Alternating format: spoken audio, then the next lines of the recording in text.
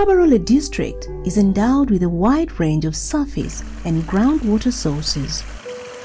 The population depends on these sources for household water supply, which is delivered through different technologies like shallow wells, deep boreholes, gravity flow pipe schemes, and protected springs. Access to shallow wells constitutes 47.9%. This is followed by access to protected springs at 24.9% and access to public tap stands at 22.1%. Only 4.2% of the population in the district uses boreholes. Statistically, groundwater access accounts for 52% in Kabarole District. But there are some outstanding questions and issues about the quality of water. Given the hygiene practices and other human activities, how safe is the water drawn from ground and surface sources? In July 2017, the Ministry of Water and Environment under the Albert Water Management Zone partnered with IRC, International Water and Sanitation Center, and the Kabarole District Water Office to undertake an assessment of groundwater quality. Of the 116 water sources sampled, 64% were found contaminated, while only 36% passed the test. This assessment was done on the water sources, not at the households, meaning that the water that people were drawing from these water sources was what was contaminated. There is a wide range of factors that compromise water safety. Particularly in Kabarole District, the survey found that the commonest cause of contamination was poor management of water supply infrastructure and their surroundings, as well as poor hygiene practices at household level. Key among the conditions that contributed to unsafe water was runoff storm rainwater, open defecation, substandard sanitation facilities, and construction of latrines in areas that have a high water table. E. coli contamination was particularly high, affecting 80% of the sources. Shallow wells are most affected. The shallow wells and their formation, the construction of formation, is that people are drawing water from just right below the hand pump. And you can call it surface water, not groundwater. They are constructed in places where water sources, where the water table is high. And water table, when it is high, it is vulnerable to all forms of contamination, either by stormwater, by latrines, because they are so close at the level of where the water is being drawn.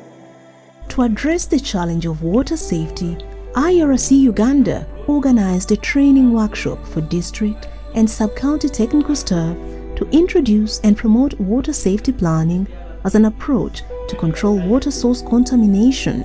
Civil society organizations were also invited to participate in the meeting. Water safety planning is widely recognized as a reliable and effective way of managing water supply to safeguard public health. Water safety planning involves curative methods that bring together community members and technocrats to conduct risk assessment around a particular water source and devise means of how to manage the risks. Applying the water safety planning approach to all sources in the district would mitigate the dangers related to consumption of unsafe water. During the training, risk assessments for water sources were extensively discussed. The safe water chain from catchment to consumption was also discussed. After the training, 30 water sources were selected to pilot the water safety planning approach. These were selected from 15 sub-counties in Kabarole District. Around the sources, a wide range of interventions were implemented to improve water safety. The selected sources are now being piloted for best sanitation and hygiene practices, with the involvement of the user community to ensure that safe water quality is regained. This borehole is found in Chamahuli village, Harugongo sub-county in Kabarole District. It is one of those selected to pilot the water safety planning approach. The sub-county health assistant takes off time to sensitize the community on the importance of maintaining proper hygiene and sanitation of a water source. I go to water sources to sensitize people on the cleanliness of the water sources, general cleanliness of the water sources, then even how water can be used in their homes, which is safe, even the water chain, how it can be safe for them. Part of the challenge at Chamahuli borehole was the issue of people sharing the water source with animals. The family that donated the land on which this borehole sits reared domestic animals. They saw no reason why their animals should not access the water source. When this man gave us the land for constructing the water source, when he gave it to us, he did not know. He continued grazing from the same land without knowing the animals would contaminate the water source. But we kept on sensitizing him, informing him of the risks, problems that would arise from grazing near the water source. Following sensitization by the extension staff, the family has complied with the new water safety guidelines of not sharing water sources with animals. Given that the borehole is located near a school, breakdowns are rampant. The school administration was mobilized to participate in water source management, and the outcome was to fence the source. Today, the school and the community have taken ownership of the water source, which has seen constant functionality and improved hygiene. After we had resolved the committee for the water source, we decided on the school also to pay some fee to contribute on the maintenance of the water source. Even some hours for them to come and fetch water. In another community in Kiko, the borehole had to be fenced off and padlocked in order to manage its hygiene and sustain functionality. Community users are expected to fetch water at very specific times of the day, and that is 6 a.m. to 10 a.m. in the morning and 5 p.m. to 10 p.m.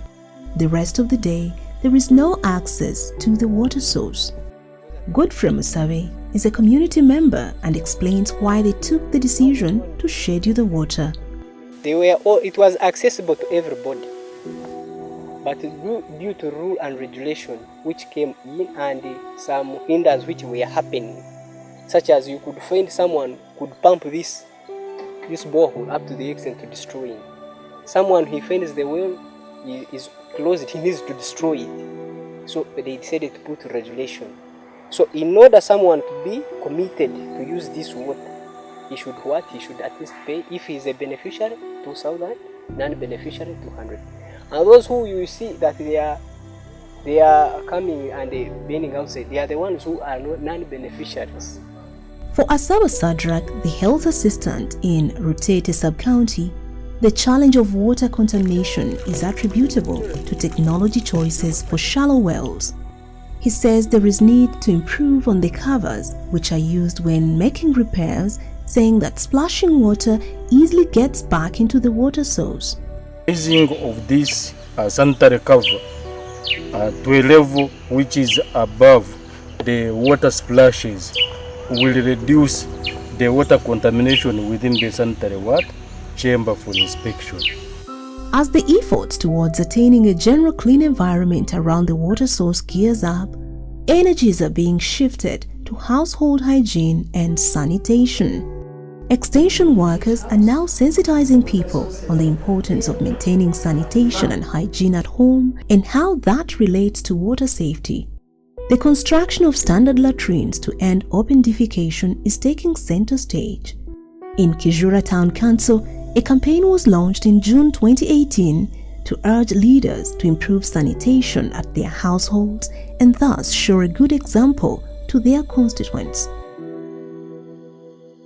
When we went around our town council, we found out that many people had no latrines, had no kitchens. When we went to leaders, we found that the difference was very little. Some of the leaders also had no latrines, had no kitchens. So we made this campaign that let us start with ourselves, with leaders. From there, then we go to the local community. The tea estates have also been brought on board to ensure that sanitation facilities are constructed. This has not been the norm across the tea estates in the town council. Estate owners are also constructing drainage channels to control storms. It was realized that all the tea estates, most of the plantations did not have toilets, and that was leading to the contamination of water around the water sources. So we have been undergoing a campaign, start with leaders, and we are urging institutions, the tea factories, to construct toilets in the tea plantations so that all the people that are plucking tea around have a place to go. For total sanitation and hygiene to be attained, households must be free of open defecation and they must manage waste responsibly. The effects of sanitation on water sources cannot be overemphasized. Jane Kabakondere from Chamahuli village says that poor hygiene and sanitation bother her. She believes household sanitation practices impact directly on the safety of water sources.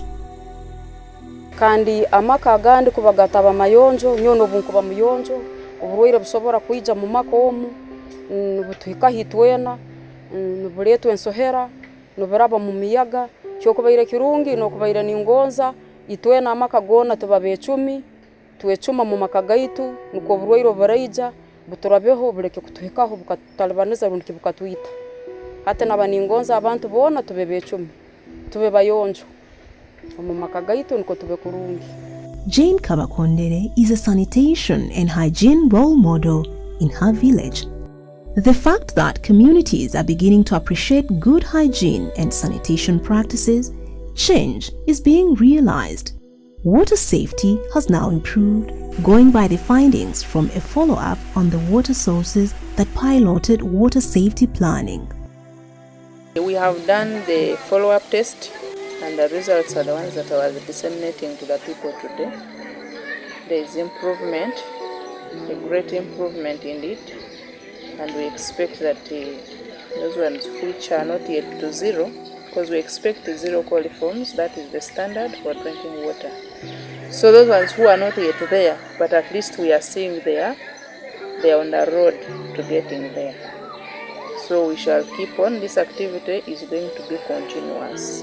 Going by the latest indicators, results are already promising, justifying that if the water safety plans are stepped up, the contaminated water sources shall be improved and safe for people to drink. Adopt the practice of water safety plans because it is affordable, it is easy to put in place, and it makes the water sources to keep operational.